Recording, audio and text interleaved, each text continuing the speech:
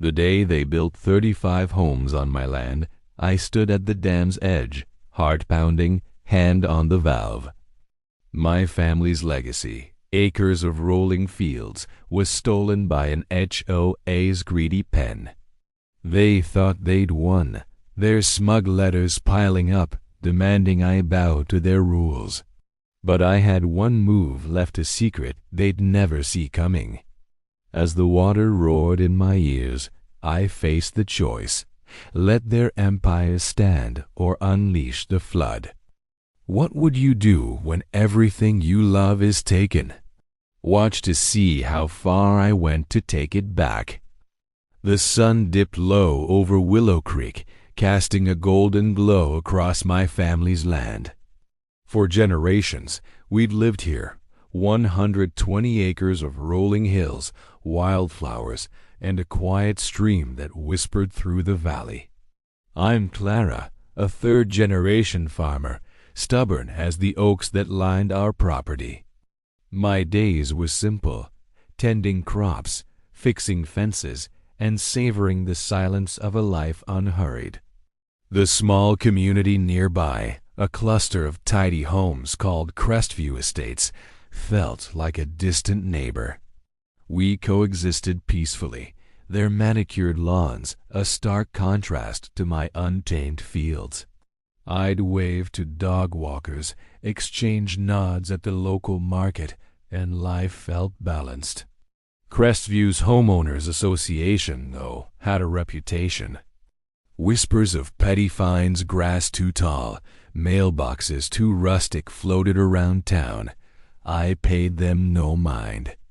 My land was mine, untouched by their rulebook, but change crept in.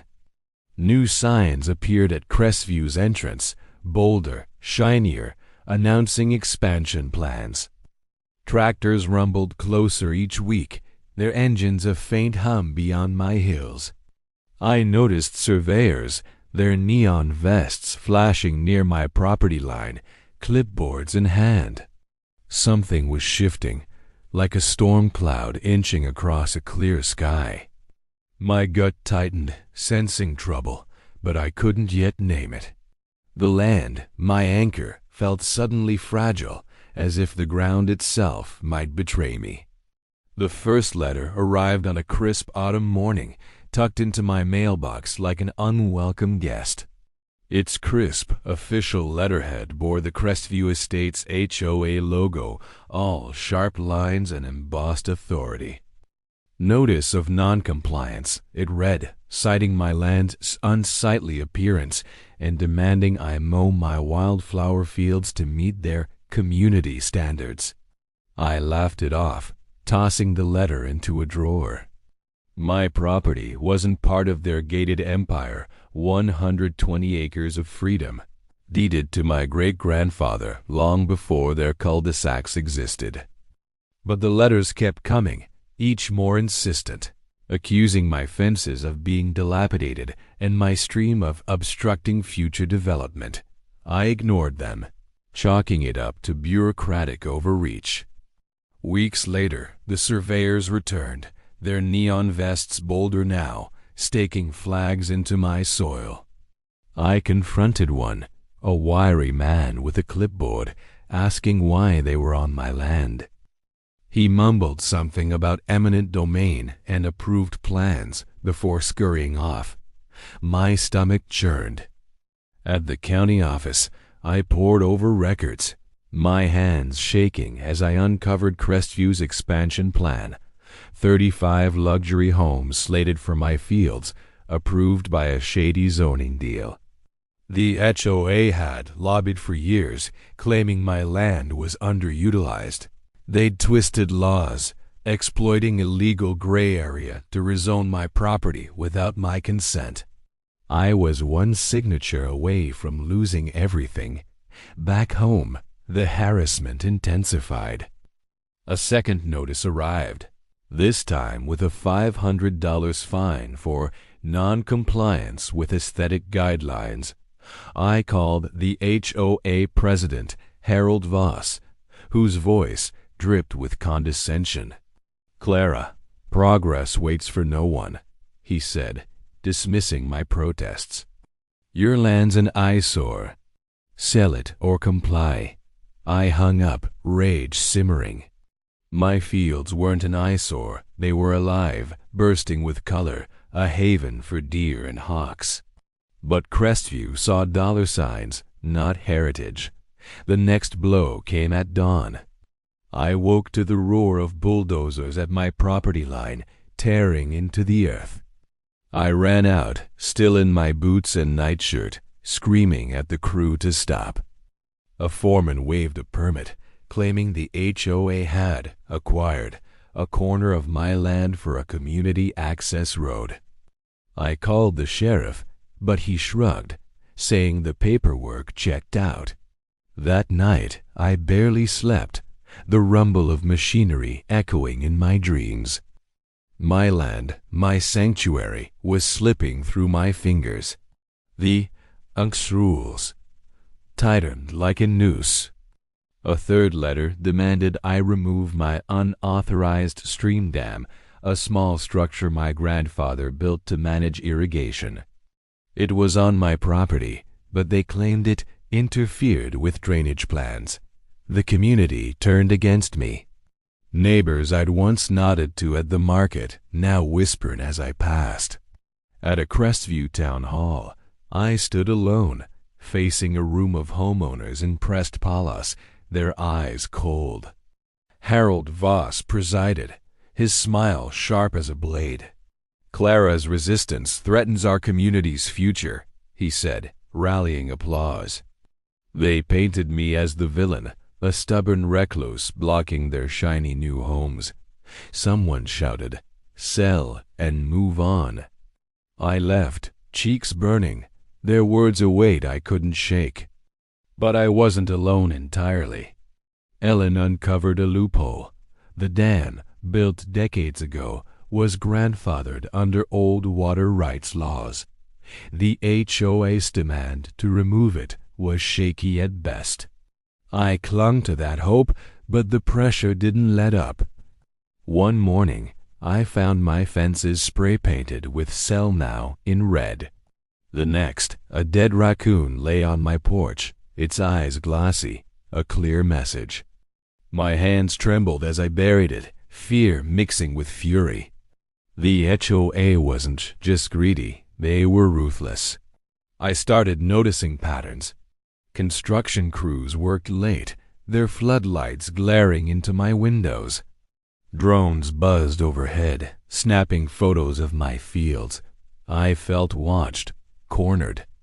Ellen warned me the HOA was building a case, claiming my land was a public nuisance. If they won, they could seize it outright. I paced my kitchen, the walls closing in. My family's legacy, every tree, every blade of grass was at stake. I couldn't let them win, but their power seemed endless.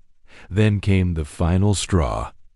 A new letter arrived, this one certified, demanding I attend a mandatory mediation or face a lawsuit. Enclosed was a map, my entire property carved into neat lots, labeled Crestview Phase 2. They weren't just taking a corner, they wanted it all. I stood at my window, staring at the dam in the distance, its weathered stones glinting under the moon. My grandfather's voice echoed in my mind. Waters stronger than greed.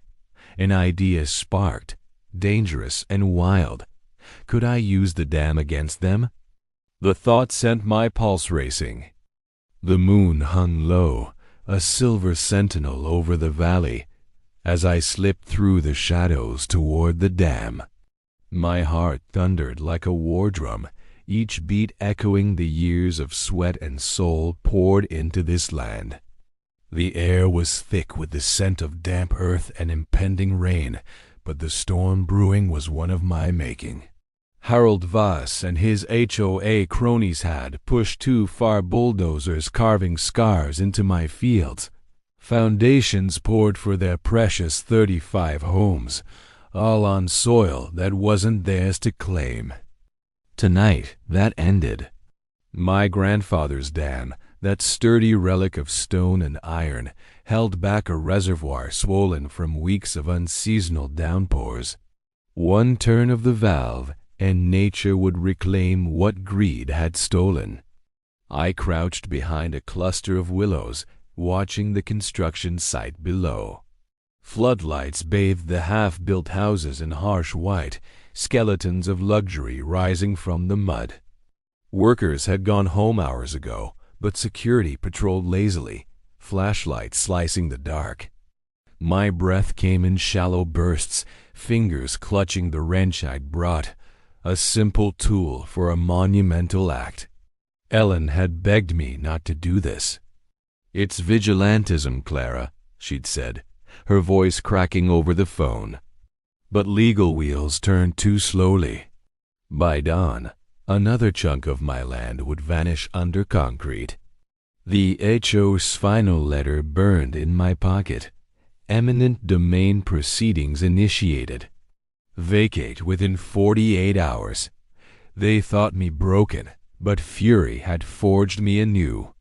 Slipping past the guard was easier than expected. Years of navigating these hills gave me the edge. The dam loomed ahead, its surface slick with moss, the water behind it a black mirror reflecting my resolve. I paused, hand hovering over the valve.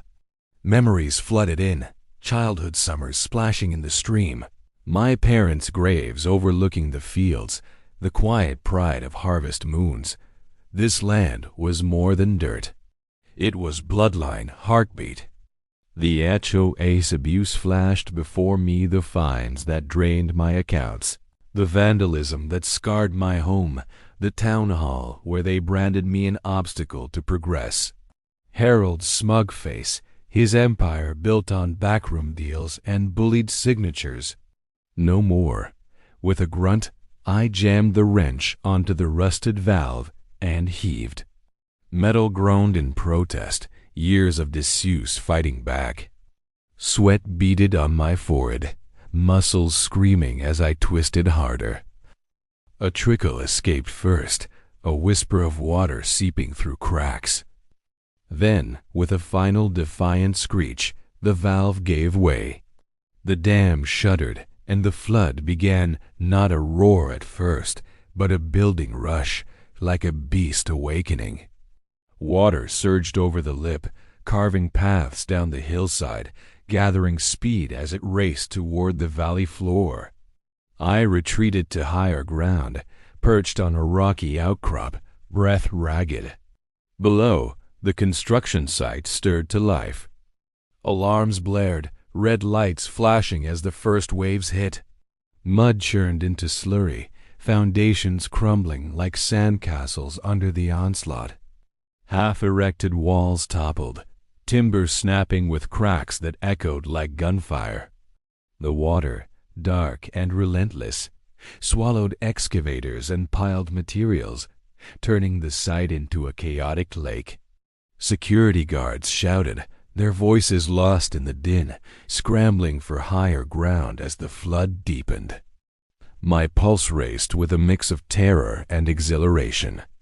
This was vengeance, raw and unchecked, the HOA stream dissolving in the very element they'd dismissed. But doubt crept in. Had I gone too far? The water spread wider, lapping at the edges of Crestview estates, threatening the manicured lawns they'd prized so highly. Streetlights flickered as power lines sagged under the weight. In the distance, porch lights snapped on, residents emerging in robes, staring in disbelief at the rising tide. Sirens wailed from the town, emergency vehicles racing toward the scene. I imagined Harold Vos jolted from sleep, foam ringing with frantic calls. His empire, so carefully constructed, was unraveling in minutes. The flood reached its peak, a swirling vortex devouring the 35 plots roofs of unfinished homes, peaking like drowning hands. Debris bobbed on the surface. Blueprints, tools, dreams of profit. The absurdity hit me, their petty rules, their power plays, all washed away by the stream they deemed an obstruction. But the climax wasn't just destruction, it was revelation. As the water raged, spotlights caught something glinting in the muck-exposed pipes and cables, hastily buried, evidence of their illegal shortcuts.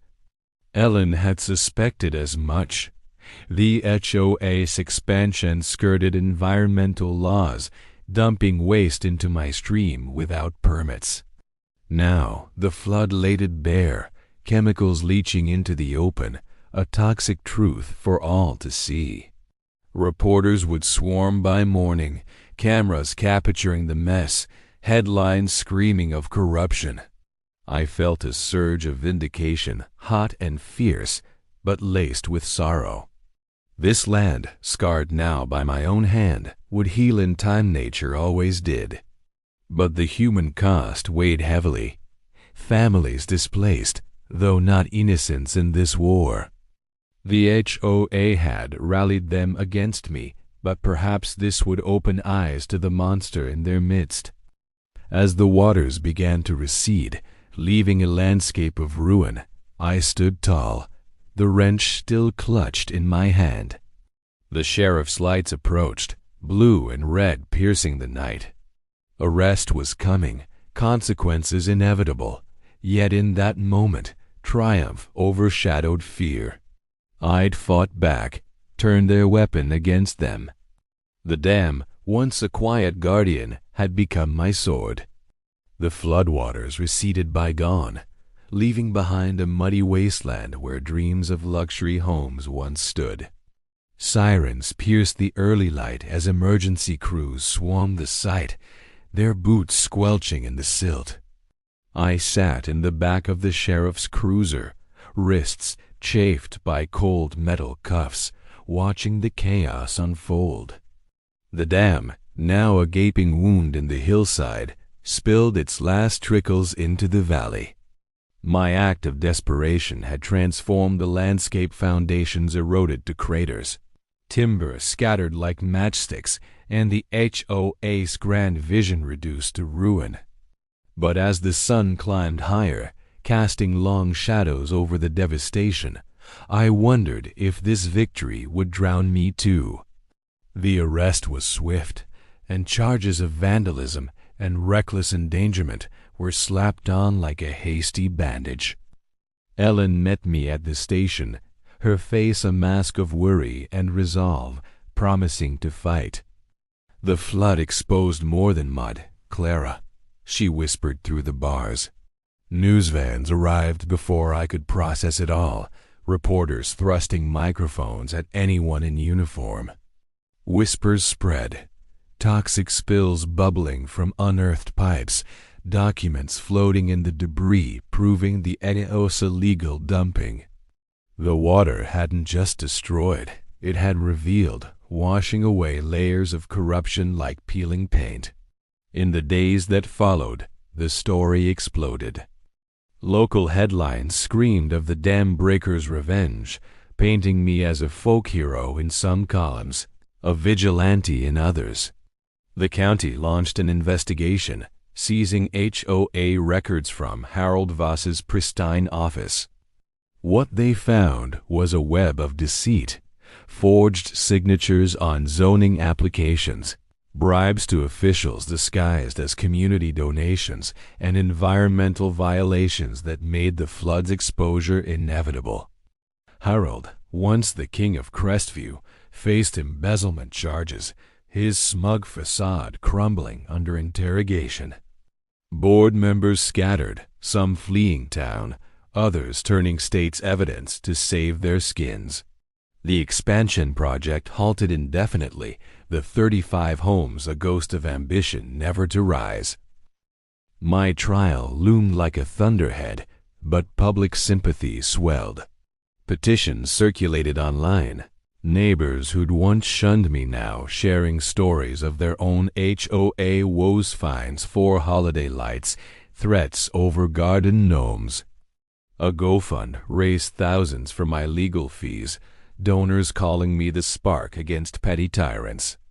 Ellen built our defense on the flood's revelations.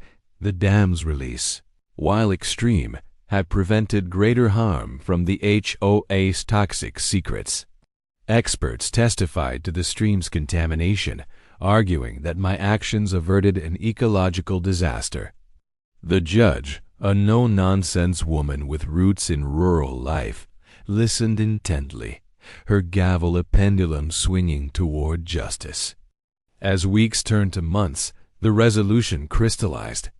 The court ruled the HOA's land grab invalid, citing fraudulent rezoning. My charges were reduced to a misdemeanor, community service instead of jail. Ironic, given I'd already served by cleaning up their mess. I walked free, the courtroom erupting in applause from supporters who'd filled the benches. Harold Voss wasn't so lucky. Convicted on multiple counts, he traded his gated mansion for a cell, and his empire dissolved. The HOA itself faced dissolution, its assets liquidated to pay restitution. Crestview residents, awakened to the monster they'd enabled, voted in a new board focused on fairness, not expansion. Returning home felt surreal. The fields, though scarred by erosion, showed signs of rebirth, green shoots pushing through the mud, wildflowers reclaiming their territory. I walked the property line, now redrawn in my favor, the stream flowing freely without the dam's restraint. The county compensated me for damages, a hefty sum that secured the land's future. I used part of it to plant native trees, turning the flood's path into a nature preserve, a buffer against future encroachments. Deer returned, grazing unafraid, and the hawks circled overhead as if approving my stand. But the impact rippled far beyond my acres. The scandal sparked statewide reforms, tighter regulations on HOAs, mandatory transparency in zoning deals, and protections for legacy lands.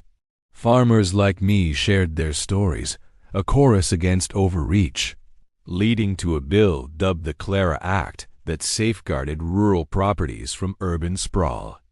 In Crestview, the community fractured then healed. Some families moved, disillusioned, while others planted community gardens, fostering unity over division. The absurdity of it all, the petty rules masking grand theft, became a cautionary tale, whispered at barbecues and board meetings alike. Emotionally, the toll lingered. Nights brought dreams of rushing water, my hands forever stained by that wrench's grip. Yet vindication soothed the wounds. I'd preserved not just land, but a way of life. My family's legacy endured, stronger for the trial, a testament to resilience. The helplessness that once gripped me transformed into empowerment, a quiet strength that neighbors now sought for advice. "How did you fight back?" They'd ask, eyes wide with newfound courage. Long term, the consequences reshaped the valley. Property values in Crestview dipped, then stabilized under ethical governance. Environmental groups monitored the stream, ensuring the HOA's toxins were purged, turning the area into a model of restoration. I found peace in routine, tending crops, mending fences, but with a watchful eye on the horizon. The flood had taught me that power unchecked breeds monsters, but one person's defiance can unleash a tide of change. In the end, this wasn't just about 120 acres or 35 ill-gotten homes. It was a reminder of the fragility of what we hold dear, the absurdity of rules wielded like weapons, and the unfairness lurking in neighborhood shadows.